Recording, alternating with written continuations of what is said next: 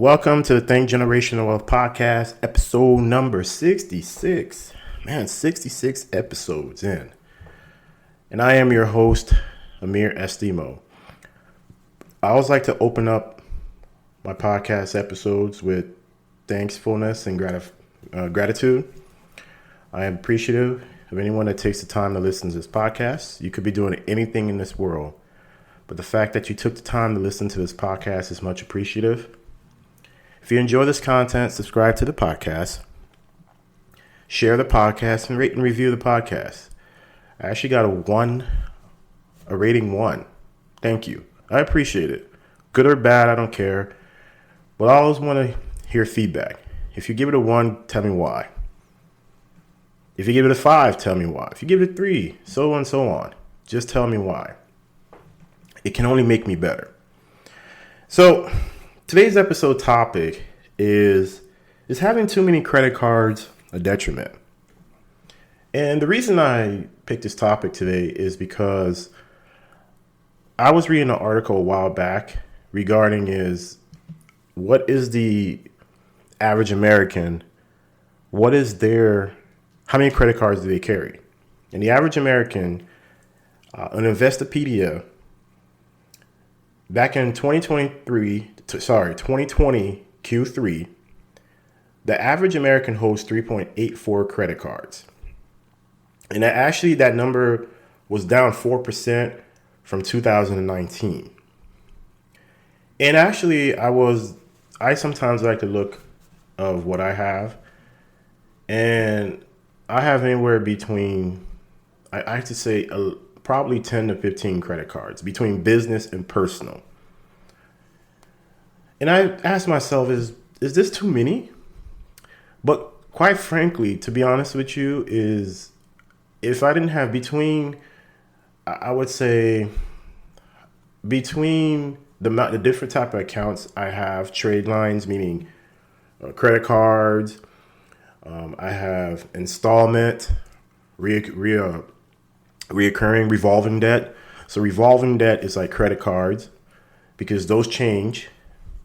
Installments are like mortgage or car note because that's the same payment you're going to have every single month. So those are the difference between installment and revolving credit or debt. And I asked myself, I have different type of accounts, obviously a mortgage, car notes, and a credit card, and even student loans. So I have those. But when I was looking at the credit cards, I said, man, is having this amount of credit cards just too many? The answer varies. It could be yes or no, just depending on the person. If you have 2 credit cards, that may be too much for you. 15, someone who has 15 credit cards, that may not be too much to them because that's what they can handle. And I'm going to say this on the side note, I am not a financial advisor, so whatever I say on this podcast is just my opinion and what I've researched in my experience. So please, I repeat, do not go make financial decisions based off what I am saying. So I am not a financial advisor. Okay, let's get that out of the way. And also, if you're a Dave Ramsey fan, this may not be the podcast for you. And the reason I say that it depends on the person. I'll give you a quick backstory. When I first went to college, I think I had 3 credit cards. I had a Capital One, a Citi, and I think I had I can't remember the other one. Maybe it was a JCPenney or something like, or Macy's, and at the time, Macy's and Dillard's. I don't know if you guys remember Dillard's when they were still around. So I had 2 department store credit cards, and I had 2 regular credit cards, like Citibank, and then I had a Capital One. Because I was not responsible, experienced, I use these like being in college, if anybody that went to college, you can probably relate to this. You go on credit cards, you go on campus, and you have all these different companies on there, and they're all trying to sign up for this credit card, and sign up for this bonus, and blah, blah, blah. But to be real with you, probably having credit cards at that time really helped me kind of get through college the first couple of years. Between paying for books, tuition, eating, you're a college student. Excuse me. You probably, unless you come there, you go get a job or something to that nature, and that's really tough. When you first start off in college, you need to focus. And once my uneducated behind said, okay, you know what? I am tired of these credit cards. They're not going down, because I wasn't educated. When you're not educated about something, you make terrible decisions. So because I wasn't educated, I just stopped paying. Well, obviously, once you stop paying, guess what? It gets reported onto your credit report, hurts your payment history, hurts your credit, and then it just goes down. So it took me probably, after that, I probably went between 5 to 7 years. I didn't have a credit card. I had debit. And obviously, as time went on, these credit card companies started doing things like cashback rewards. And they started encouraging you to sign up. Once you sign up, you get these cashback rewards. You get these points, yada, yada, yada, right? So between that, I just paid everything cash. Okay, so, which is fine. But guess what? My credit never increased.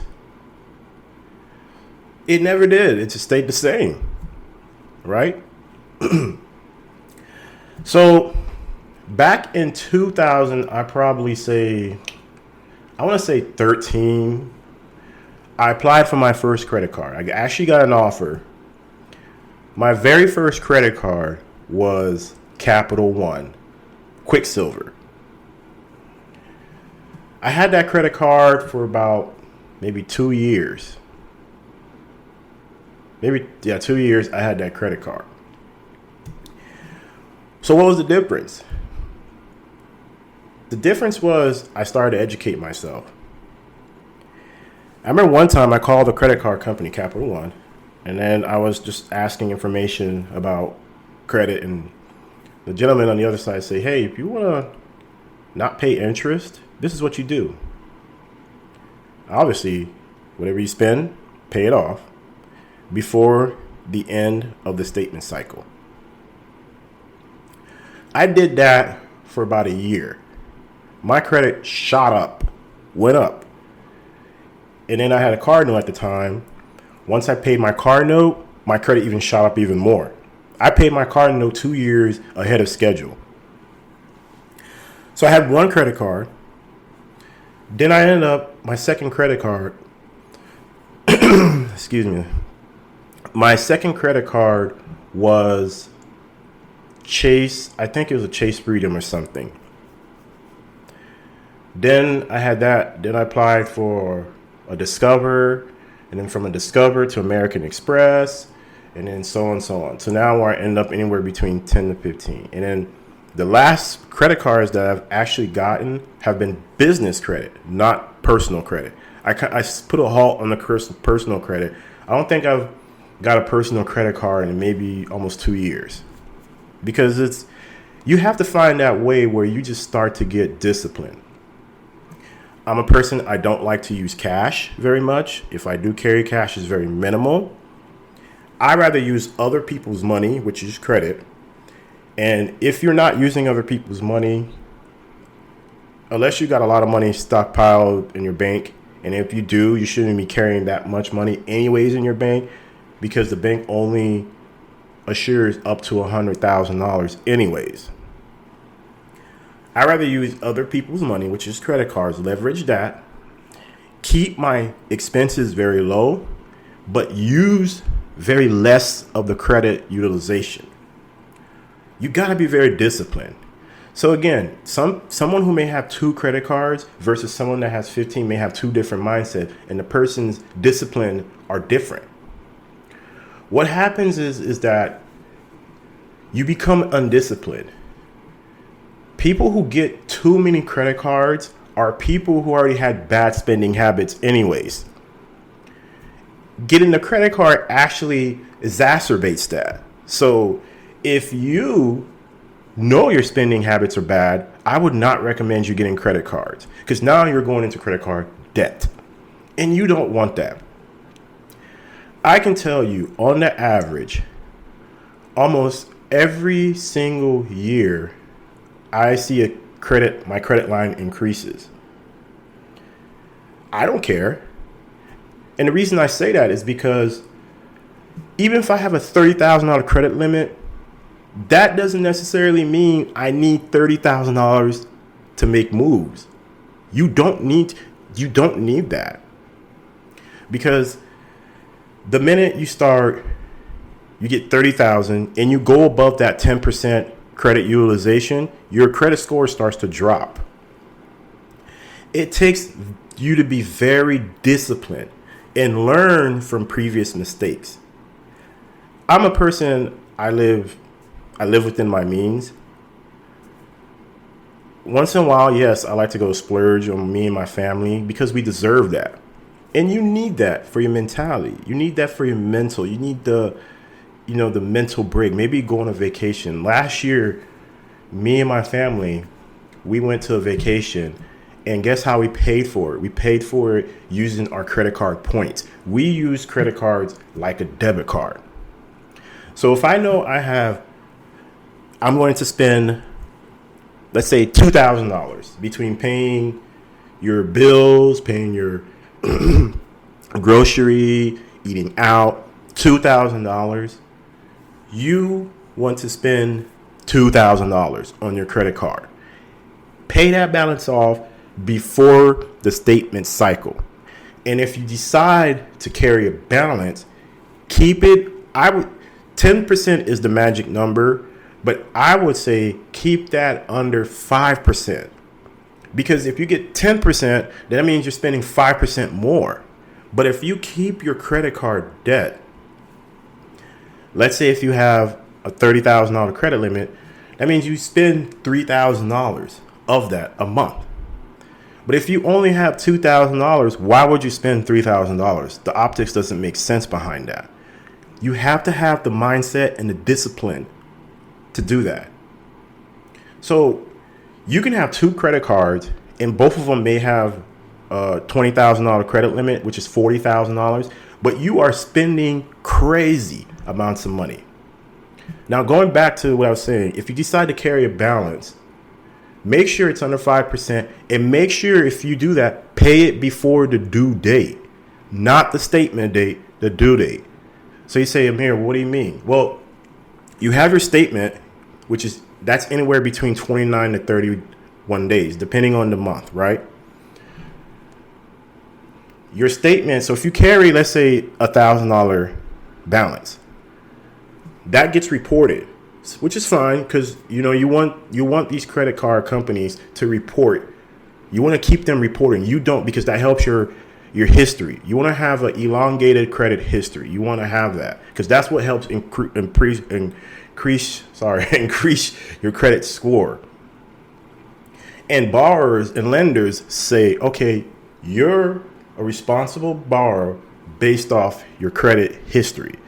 So now what happens is that if you decide to carry a balance, now let's say your due date, generally what I've seen is if your statement cycle, let's say, is the 18th, your due date is going to probably be anywhere between 3 to 4 days before that. So that means your due date may be the 14th. Pay that $1,000 before your due date. And guess what? You are never paying interest.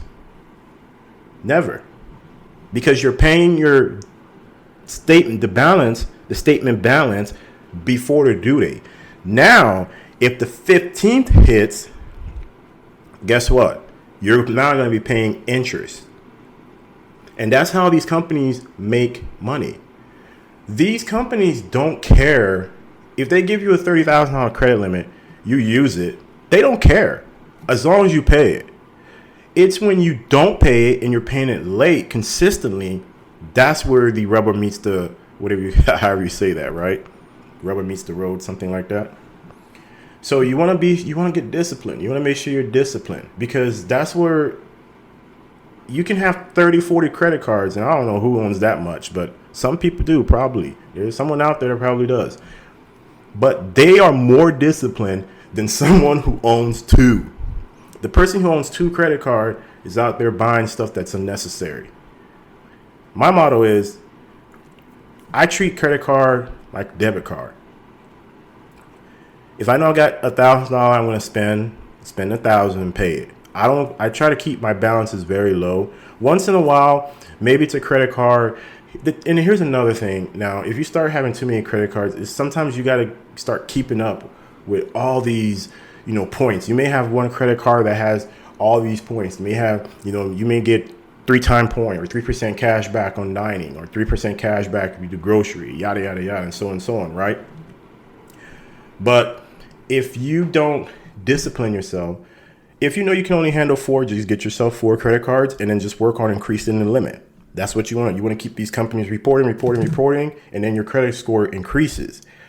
But if you have 1 and you can't handle 1, why would you do 2? Okay, so you see, the optics behind that doesn't make sense. If you know you got bad spending habits, don't do it.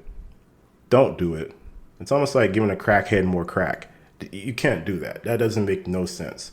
Because now when you get into credit card debt, now you're stressed, it's bad for your health, and next thing you know, boom, you drop dead. You don't want that. And if you know, hey, I just rather pay cash for everything, that's okay. But now how are you leveraging other people? How are you building wealth? You can do it that way. There's nothing wrong with that. But how are you growing wealth if you're constantly using your money? Even rich people don't do that. Rich people use other people's money too. There's a balance behind that. When you get a mortgage, what do you think you're doing? You're using other people's money. When you get a car note, what are you doing? You're using other people's money, right? So use credit cards, not just for spending, but use it to grow wealth. Now, next week's episode, I will share with you in my opinion, some of the top credit cards, if you're interested, some of the top credit cards that I recommend. In actuality, you can use your credit card's limit.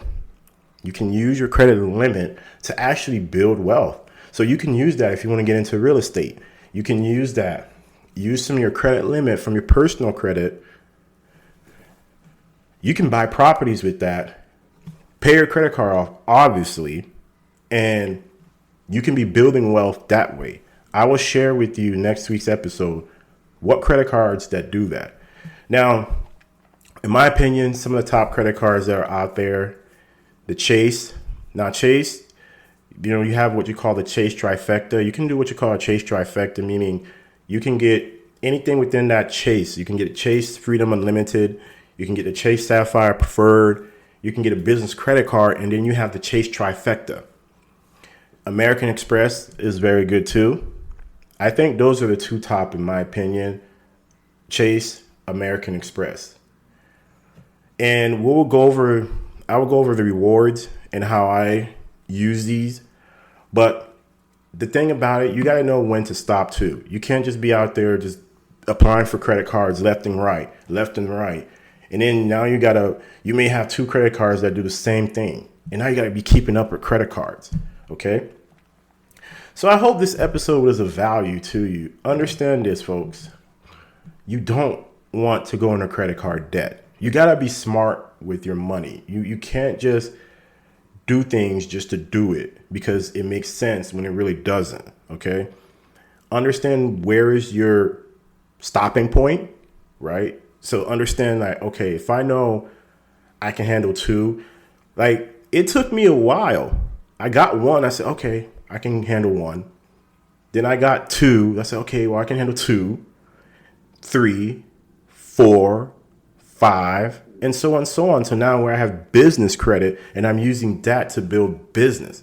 I'm using others people's money, leveraging that to build business to where eventually I can create wealth and passive income. So then I can gain what we call time freedom, which is financial freedom to do whatever I want. Okay? Thank you. I appreciate you taking the time to listen to this episode. And I'm going to leave you with this quote. Instead of looking at the past, I put myself ahead 20 years and try to look at what I need to do now in order to get there then. Diana Ross. Appreciate you guys. Love you guys. Next week.